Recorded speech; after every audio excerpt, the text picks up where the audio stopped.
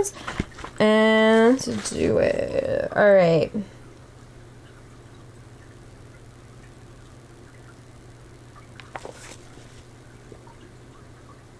Okay, so and third, Tobin added, save the prototype. Think of the combined years of work and research that have been sunk into it. We have to figure out some way to salvage the database. If nothing else, I don't think any of the labs that have contributed work have copies of all the files, and there's work we've done on board that no one else has. I have not overlooked this, Scon replied. But I think we must consider it a distant third objective. Preserving knowledge is a high priority, but logic dictates that a higher one is preserving the lives of the device's creators and preventing that knowledge from falling into the hands of those who might use it for evil purposes. Tobin stared. Scon, he started to say. Sorry, it's just that I don't think I've ever heard a Vulcan use the word evil. Do not misunderstand me, Tobin Dax, Scon said. Evil, malicious, malevolence, call it whatever you will. It's not an abstract concept, ascribed to some supernatural power. The desire to gain advantage over others, either through deliberate action or inactions, is one of the fundamental motivations in sentient beings. How could logic overlook such primal behavior? I see your point, but it still doesn't address the question of what we're going to do. Let us first rule out the thing we can't do, Scon said. We can't overpower the Romulans with force. I counted 4 armed soldiers and 4 thruster packs. I believe we can safely surmise there's no others, but the odds are still 2 to 1 against us, and we have no weapons. The element of surprise might aid us slightly, but not sufficiently. The Heisenberg, as we discovered previously, can no longer achieve warp speeds without substantial repair work. The Romulans' vessel would ensure us to escape, but we have no way to commandeer it, and our escape pods are no longer an option. I don't think I like where this is going, Tobin said. Scone did not respond.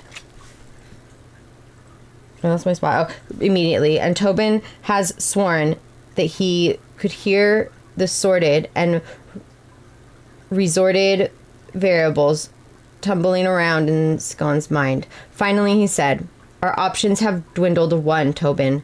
We must destroy the Heisenberg. What? Tobin hissed. That's the best logic can come up with. Scone held his hand in a soothing gesture. Be calm, Tobin, he said. Considering how carefully the Romulans planned the attack, it is remarkable that even that recourse is available to us. But to destroy the ship, the prototype, everyone abroad, the Romulans are not known for taking captives, Scone said. They will likely execute other shipmates anyway, whether they cooperate or not. The same is true for us. The ship is too small for us to avoid dictation indefinitely. But still, Tobin said, his mind racing, Tobin Dax would be the first to admit that he was not the cleverest trill to ever grace the face of the planet. Not the sharpest blade in the knife block, as his mother, a wonderful cook, used to say. His success as an engineer were, he believed, more attributed to plotting preservation rather than the brilliance or insight. His only notable talent, if it could be such a thing, was his ability to panic, or more accurately, to think his way through panic. Rather than making his mind lock up, panic sent Tobin into a cognitive overdrive. Perhaps it was this ability that made the Symbiosis Commission decide that he would be a worthwhile host. So when Tobin wrapped his mind around the idea that he might soon become a random and loose affiliation of atoms, his mind began leaping through possibilities until without thinking, he blurted out, What if we blew up only part of the ship? Scone's eyes narrowed. Explain. We could rig some kind of... Wait. Give me your pad. Scone handed the device to Tobin. I don't know this interface. How do you call up schematics? Oh, wait. He fumbled with the keys. They're all right. There. All right. Look here. The The Heisenberg is designed like a lot of the terrain warped capable ships. Basically, it's just a big tube and the warp nacelles slung underneath the back half. Engineering is separated from the habit section by a safety junction with blast doors and heavy shielding on either end. The idea being to protect the rest of the ship in an event of a radiation mishap. As Tobin's thoughts grew clearer, he began to work the pad more confidently, his fingers flying over controls. Suppose we placed explosive charges here, and here inside the junction. 2 points near the center of the ship's schematics begin to glow. We could blow free of the engineering hole and push ourselves away with steering thrusters. Wait, are the steering thrusters still available? Tobin checked the diagnostic Scon had run earlier and nodded. Yes, see? Here. We could fire them from an interface in the Jeffries tube. To what end? Even if we could... Oh, sorry, gotta get comfy. You see, we could fire them from an interface in the Jeffrey tubes. To what end? Scon asked. Even if we could, as you say, blow ourselves free from the engineering section, the Romulans would still have the warp engines, as well as enough firepower on their own ship to destroy the habitat section. Not if we blow up the engines first. Scon was silent for several seconds, forcing Tobin to reflect on what he just said. What am I thinking? What's come over me? When did the solution to all my problems become blowing something up? Scon took the pad from Tobin and began to work the controls. Probably, the Trill decided, to shut down the schematics on the display to converse the pad's charge. When they didn't happen, he leaned forward to see what Scon was working on and saw, surprisingly, a realistic slow-motion wireframe animation of the Heisenberg, breaking apart into sections. Then, one of these sections, engineering, exploded in a flash. In the first 3 cycles, the habitat also exploded, but each time Scon pushed the simulation so that the 2 sections were further and further apart. Finally, the habitat survived, at which point he began to try and figure all the possible responses of the Romulan ship. 5 minutes later, Scon shut off the simulation and looked up at Tobin. His right eyebrow arched. It is an intriguing concept, Tobin Dax. How do you plan to destroy the warp core? Tobin tried to recall everything he had learned about the Heisenberg's warp engine since coming aboard. Well, he began, the intermix chamber is a fussy piece of machinery. Even if the whole system is on standby, we could probably touch off a core breach if we disrupt the coolant system. An explosion like that would even blind the sensors on the Romulan ship, maybe even disable it if it's close enough to dispatch a boarding party. But wait, oh damn, the cooling system isn't accessible through the ship's computer nodes, so that they won't go offline and the systems crashes. We don't stand a chance of disabling the systems with the Romulans in there. Scon folded his pad and slipped it into his sash, then flickered on his small flashlight. His underlit features were grim, and Tobin thought distrustfully demonic, though his soft tone behind his expression. Tobin, he said, I do not believe you have considered all possibilities. This, Tobin said, sometime after they'd made their way to the project lab. It's an extraordinarily bad idea. You may be correct, but it was, after all, your idea. It wasn't my idea to use the prototype. Not as such, Scon replied, but if it was your idea to try to set off a chain reaction in the warp core by blocking the coolant flow, as you pointed out, we cannot shut off the coolant system from inside engineering, so we must do the next best thing by placing something inside the coolant tank. I believe that lab table will have enough mass. We may be fortunate and the change in pressure will burst the tank. The Terran systems are, as you said, fussy. But even if that works and they don't notice the drain on the system and the whole power grid doesn't blow out, Tobin inhaled deeply, feeling himself to be on the verge of hyperventilation. I don't want to do this. Do you lack the confidence in your own work? Scon asked. Have you not seen the test results? It should be extremely safe. Uncomfortable, perhaps, but safe. Couldn't we just, I don't know. Tobin paused, waiting for panic to proceed to produce an inspiration. Nothing came. Either he wasn't panicked enough or his sense of personal danger was beginning to burn out from the overuse. All right, Tobin thought. Fine, I'll do it.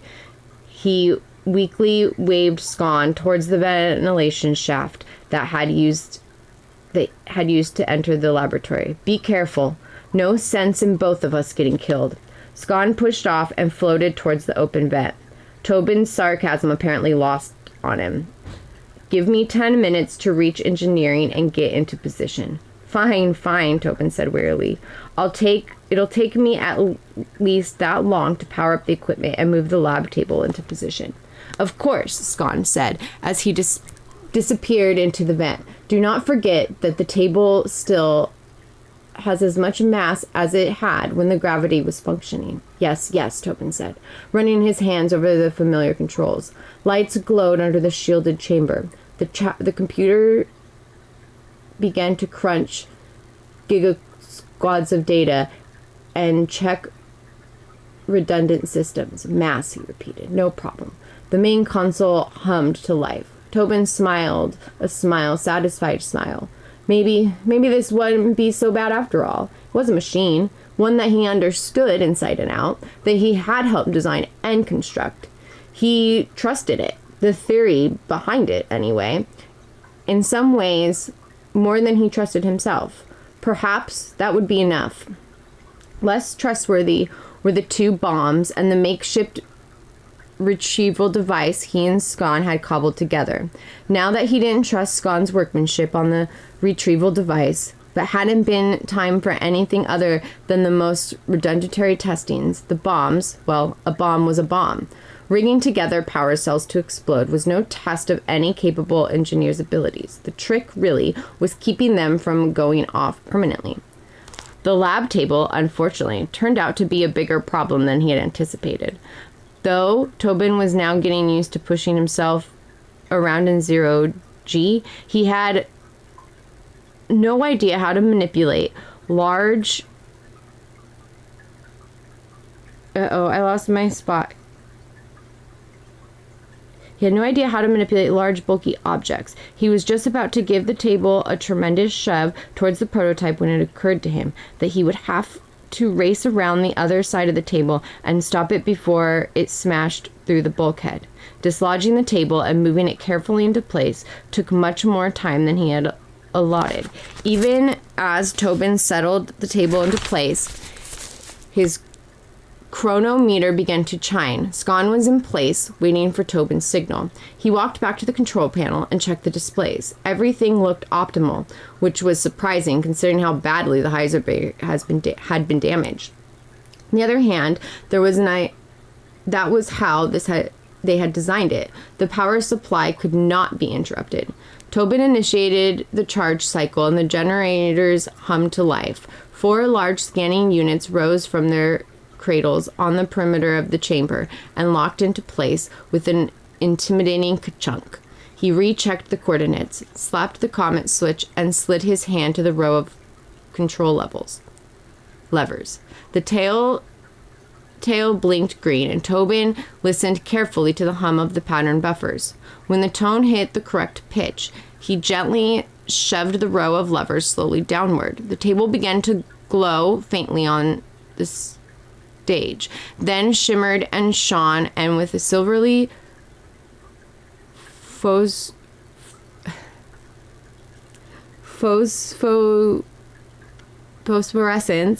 I'm definitely saying that right. Phosphorescence. By the time he had pushed the row of levers halfway down, Tobin could see the table and its outline began to waver. Then, checking all the scanners to make sure he was on target, he quickly reviewed all the reading and findings. There was no degradation in the signal, plus the levers to the bottom of the row.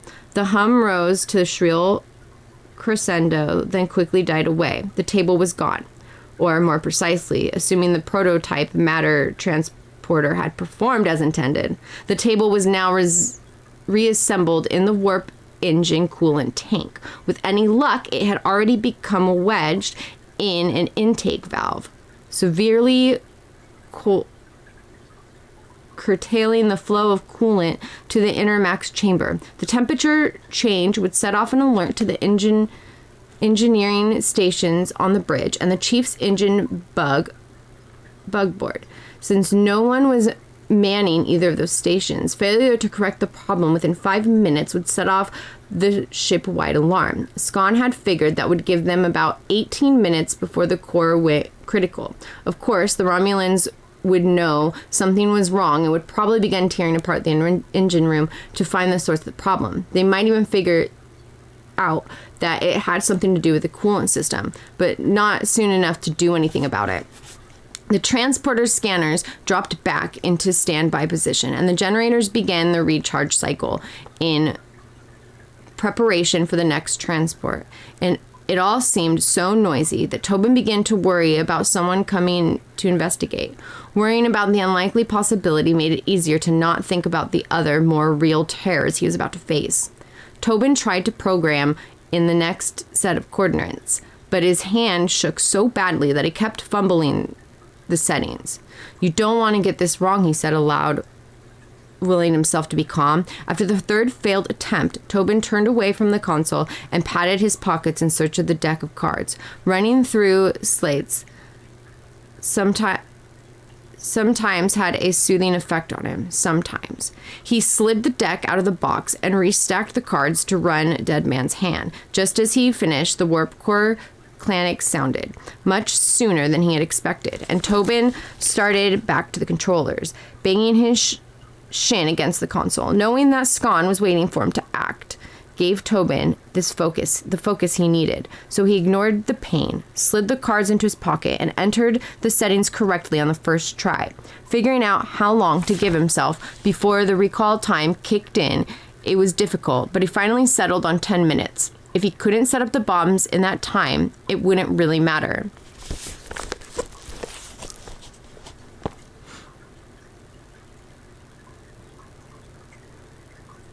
Okay. After clipping the retrieval device, a 30-centimeter tube containing an easily detachable isotype to his belt, Tobin guided his 2 explosives into the transporter chamber. The first humanoid ever to be transported is going to be carrying 2 very large bombs with him, Tobin mused, shaking his head. This really isn't what we had in mind. He stepped into the transport chamber, inhaled once deeply, and let the breath out slowly. The pattern buffers began to cycle, and the sensors trunked up out of their racks. For some reason, the noise made Tobin think about the amusement park rides his brothers had dared him to go on when he was a boy. The kind that were clang and groan before they began to subject him to sudden sadistic changes in vector. Just before the rides begin, everyone would say something. Tobin found himself saying it aloud as the hum of the generator reached its highest pitch. Well, here we go. Scon floated cross-legged by the grill overlooking the engineering section, his eyes half closed in meditation. Fingertips lightly touching the floor, he felt the Heisenberg shudder through his fingers. A clonic sounded loud, shrill, and instant. These humans, Scon thought. Studies have shown that a low-pitched, less strident sound was a more effective alarm. But no, they insisted on this. His ears rang, but no more than he had anticipated. The Romulans responded in an orderly fashion. 2 were attempting to determine if their investigation had tripped the alarm, which the other pair darted around engineering, looking for the other signs of trouble. Unable to discover the cause of klaxon, the leader sent one of his men out of engineering on some errand while directing the others to continue their examination of the warp core. The leader himself moved out of sight to the other side of the core in the scenarios Scon had been running through during his meditations. This outcome had been predicted 73% of the time. Scott finger walked down the side of the vent to the grill he knew he could open without being seen. There was no need for greater stealth since the klaxon effectively concealed any and all noises he could conceivably make. Slipping through the open grill, he pushed off the wall at an angle and floated towards the ceiling. Scott did not have a great deal of experience with zero-G, but there were simple calculations of force, drag, and inertia. Inertia? It's broken up, so it's hard for my brain to Inertia. I don't know. Assuming his calculations are correct, and naturally they were, he would come to stop approximately 8 meters above 2 guards. It was an easy matter then to push off from the ceiling and drop down silently behind the pair. One thing troubled him as he fell. He had an excellent view of the engine room from the ceiling. The Romulan commander, it seemed, had disappeared. One crisis at a time. Scott had noted earlier a soft spot in the Romulans' armor, EVA suits, where the helmet met the torso. No doubt it was meant to improve their mobility, but it was also a vulnerability Scone could exploit. He reached out with both his hands as he descended, applying a nerve pinch to each man that rendered both of them instantly unconscious. He disarmed the pair, propelled them into the airlock, and then shoved the thruster packs in after them. Scone had no desire to cause any unnecessary loss of his life, and if all went according to plan, he would be able to return in time to open the exterior hatch so that the Romulans could escape before the core went critical. Disabling the airlock controls so that the inner hatch could only be opened from Scone's side was only the work of a minute. All was going well. The third soldier was still off on his errand. There were only the matter of Romulan commander, the wild card in Scone's calculations, to contend with. Wild card, Scone thought. When did that word enter my vocabulary? He would have to query Tobin about words etymology if they ever saw each other again. In any case, if Scone could free his companies from the cargo hold and send them through to the habitat section within the next 10 minutes, it was unlikely that the commander would be able to regain control of the situation. Pushing off towards the short passage, they led to the cargo hold. Scone looked right and left, then straight up, remembering his own attack on the guards. Nothing. Scone decided that the most logical scenario was that the commander had followed the guards out of engineering, which meant that the odds of Tobin being found had to be recalculated. But no, he thought, focusing on the task at hand, free the prisoners, but improve the odds as much as possible. Scone released the lock, and the storage room door slid open, revealing the Romulans' commander with a disruptor leveled only centimeters from Scone's chest. There's something wrong with the transporter, Tobin decided. Why is it taking so long? He kept waiting it to be there. But the silvery curtain lingered, shimmering, tingling, and finally burning. Tobin wanted to lift his arm and check his chronometer, but found he couldn't move. His eyes were dry, and he desperately wanted to blink, but he couldn't do that either. The pattern buffers, he thought. My molecular structure is too much for them. The transporters didn't have enough memory to store the patterns of a sentient being. No, 2 sentient beings. He began to wonder how long the transporter beam could hold his pattern before it started to degrade. 6 seconds? 7? And what happens if he tries to reassemble me without the portions that have degraded and been lost? Tobin tried to imagine how the computer would decide which pieces would be left out. A kidney, part of my brain, the symbiont. God, that'd make me panic. That is so much panic. Transporters are scary. They're so scary. Anyways. And then someone shoved icicles into Tobin's eyes. Silver icicles. Flaming silver icicles. There came a shattering sense of dislocation, of his vital parts being turned inside out. He tried to scream, but his lungs were flopping like shredded balloons in a hot wind. His heart a dried up, shriveled husk. He heard a small voice in the back of his head say, "Stop being so dramatic." Leela, Tobin thought, "Save me." "I'm dead. Save yourself." And then he was floating in the center of the junction that separated the habitat from engineering.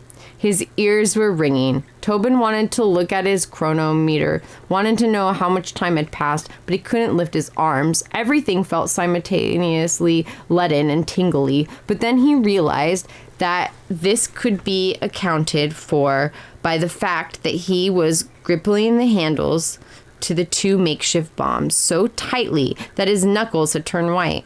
Tobin released both and lifted his hands to his face, encouraging sign. All fingers present and accounted for, and his ears still worked. They continued to be assaulted by the warp core alarm. Ooh, thank you. Yeah, when I say stuff wrong, if you guys want to tell me how to say it, please do, because like I don't have like a mind's eye, so I can't hear myself talk. There's just so many things going on. So yeah, always welcome to tell me how to say something correctly, please.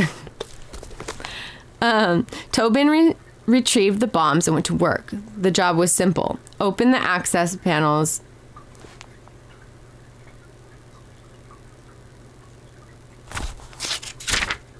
Yeah, okay. Sorry, I wanted to make sure I didn't accidentally start the other one. Hi, Jade!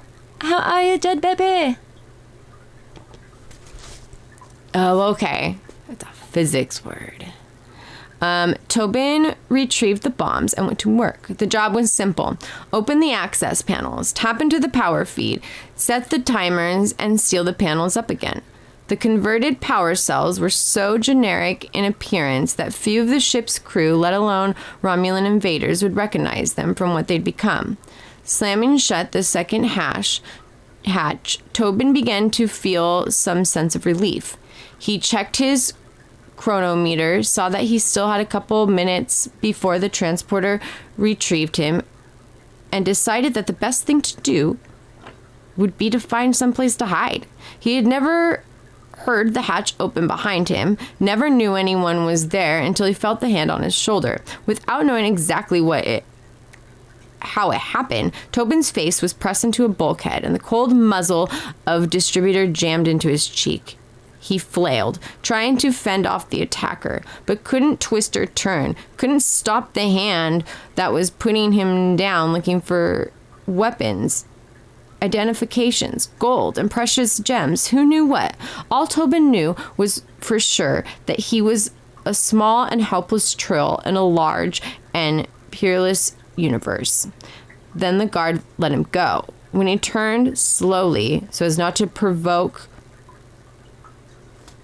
reprisal, Tobin saw several items drifting lazily in the mid-air. Tools, his rebreather, the hard copy of 99 Tricks. The Romulan was holding the only two articles that had held any interest for him: the retrieval device and Tobin's deck of cards. How much time had passed since he had looked at the chronometer? If the transporter retrieved the Romulan, there could be all sorts of complications. Not the least of which would be that Tobin would be left in the junction with two bombs primed to explode any moment.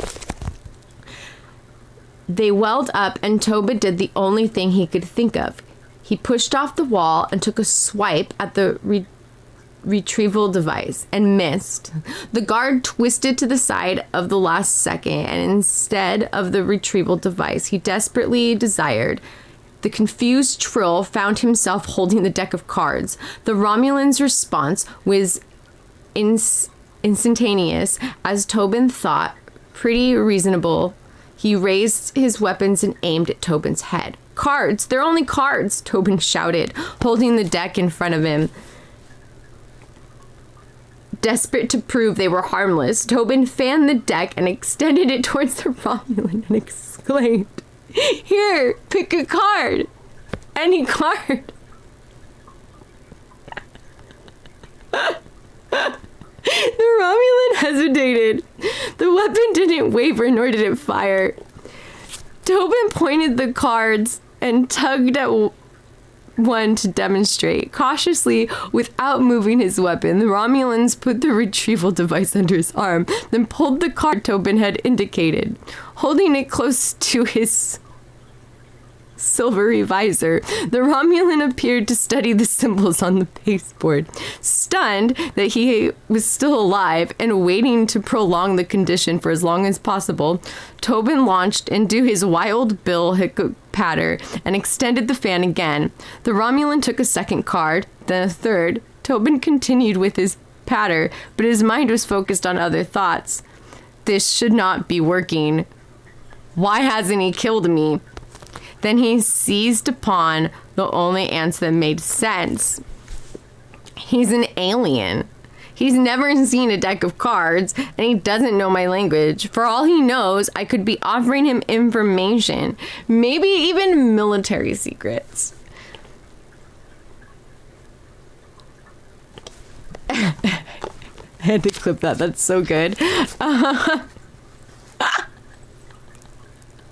Oh my gosh, I'm like, oh no!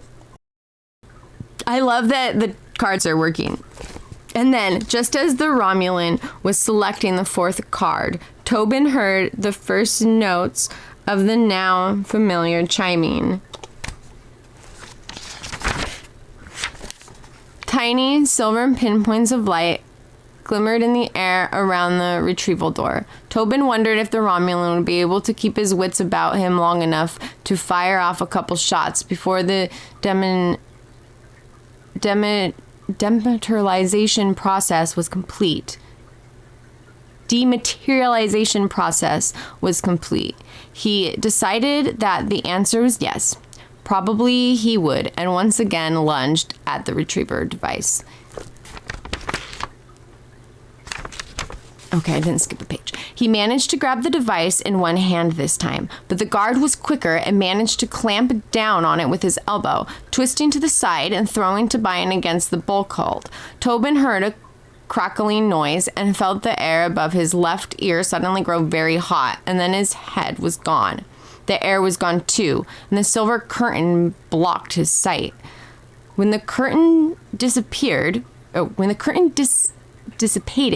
he was still disoriented. His vision, clouded by a flurry of red, black, and white rectangles. His card had slipped away from his grasp when he rematerialized, and were now slowly floating across the room. Tobin reached out automatically and plucked the 3 of hearts, then the 6 of spades, and then the king of clubs from mid-air. The queen of diamonds pirouetted gracefully before him until Tobin reached out and stilled her dance. This, as it turned out, was a bad idea. The queen had brought along an armed escort, and one of them was aiming a distributor at his head. Scone waited for the flash, the shock, the heat of dissolution, but the Romulans didn't fire. Did not, in fact, move at all for several seconds, during which Scone had noticed the humans within the cargo hold huddled together behind the metal grillwork of a storage cage. As ever, Scone did the most logical thing he could think of. He surrendered his produced weapons. Suddenly, the commander was on him, the metallic tips of his cold, underlying gauntlets digging into Scone's throat, shoving him roughly against a bulkhead. He expected to die. Then, his larceny and windpipe crushed in the mailed fist. But once again, he didn't. Instead, the Romulan twisted Scone's head slowly from side to side. The helmet moved in closer, seeming to examine every contour of the prisoner's face. Scon stared back at the Romulan's visor, trying to understand what was going on, but saw only his own distorted reflection. Am I truly so alien to him, Scon wondered? Or has he seen my kind before? The question would follow Scon to the end of his days, for at that moment a low, eerie, chiming sound began to build in the air, like raindrops dripping onto a crystal chandelier. Both turned towards the noise, and though Scon had a surprise suspicious about its source, he found himself as transfixed by the speculator as the Romulans. It was Tobin, materializing out of thin air. A Romulan disruptor clenched in his shaking fist. Unfortunately, he was floating upside down and facing in the wrong direction, but the Romulan leader was so stunned by the sight that Scon was able to relieve him of all three distributors before he could react. Tobin flailed around and righted himself. He took aim at the door of the storage cage. "Move back," he told the humans, and fired, shattering the lock. "We're almost out of time. Head for the habitat section now." Captain Monaces emerged from the cage and accepted the distributor that Scon handed to her. "What's going on?" she asked. "What's the plan?" "We must abandon the engineering section as quickly as possible," Scon said. "There will be a warp core breach in less than 7 minutes. The captain's face fell, but before she could say a word, Scon explained Tobin's plan. After listening, Monaces closed her eyes and pinched the bridge of her nose with her thumb and index finger. "You couldn't come up with anything else?" she asked Tobin. Not really. No," he replied uncomfortably. Finally, Monaces ordered her crew to help those less experienced with 0G towards the exits. Then, when the last man was safely away, she turned to look at the Romulans' commander. "What about him and his men?" she asked Scon. "There are 2 trapped in the airlocks. One is unaccounted for." "No, he isn't," Tobin said quietly. Monaces looked at him, then at the distributor in his hand and nodded. "I assume you intend to let them go?" "We are ill-equipped to handle prisoners, Captain," Scon reminded her. "I see no alternatives." "I do," Monaces said with barely contained rage as she glared at the Romulans. "After what they did to our people, to Williams." "Captain," Scon said gently, "you are not a Romulan." Monaces continued staring at the warped reflection in the Romulan's faceplate. "No, I'm not," she said, and turned towards the exit. "Get them the hell off my ship." Tobin's mouth tightened. Then he gestured with his weapon, urging the Romulan toward the airlock. When they opened the inner hatch, they found the other Romulans were conscious, both already wearing their EVA packs. Their commander floated in the chamber, but almost as soon as the door slid shut, Tobin saw his helmet up against the viewpoint. Tobin could see from the way he was shaking his head that the commander was screaming into his helmet, possibly cursing them as Williams had cursed him. Then his hand was pressed up against the window, 2 fingers raised. Tobin misunderstood. "Only 2, he was saying. "Only 2. Where's the 3rd man?"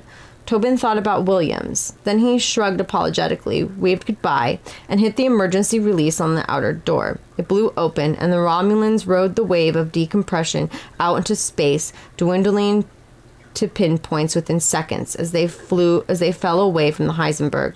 "We have 4 minutes, Tobin," Scon said from somewhere deep in the engine room. There came a dull thud and a blast of warm air. Perhaps less. Tobin's plan to separate the ship was successful. The power cells detoned on command. The blast doors held on the ships broke apart. Scon fired the thrusters as the full burn from the Jeffries tube, and the habit section moved off, accelerating as it went. The core explosions, when it came, was quite spectacular. The external sensors were knocked offline by the blast, so the survival of a Romulan ship was never confirmed or refuted. The shockwave badly buffeted the remaining half of the Heisenberg, but it also pushed it away from the worst part of the lingering radiation. Later, Captain Monaces confirmed that their distress beacon was functional. They would be found.